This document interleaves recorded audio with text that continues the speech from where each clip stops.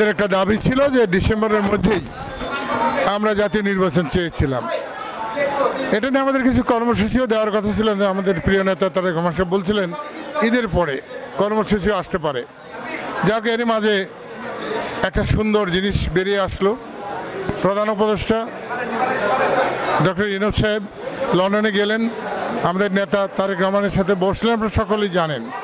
বসার পরে তারা একটা সিদ্ধান্তে উপনীত হয়েছেন যে কিছু সংস্কারের গুরুত্বপূর্ণ কিছু কাজ সম্ভব হলে তারা রোজার আগেই করবেন এবং করে রোজার আগে ফেব্রুয়ারি মাসের প্রথমার্ধে তারা একটা নির্বাচন দেওয়ার চেষ্টা করবেন।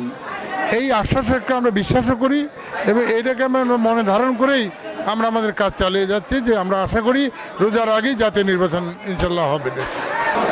যে ধামরাই বেশ কিছু বৃহৎ মিল কারখানা আছে, বাংলাদেশের সবচেয়ে বেশি ইটভাটা আছে ধামরাই উপজেলায় এবং কিছু ভালো মহলও আছে।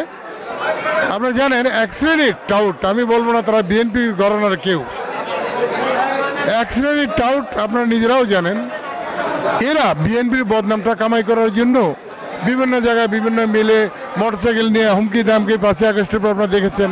তারপর কিছু চাঁদাবাজি, ইটভাটা থেকে চাঁদাবাজি, বালুমহল লুটপাট এগুলি করে যাচ্ছে, দীর্ঘদিন ধরে করে আসতেছে। খোঁজ নিয়ে দেখবেন যে এখানে বিএনপির কোনো লোকই নাই, একদম কোনো লোক নাই। যদি আপনারা দেখাতে পারেন আমি শাস্তি নেব মাথায়।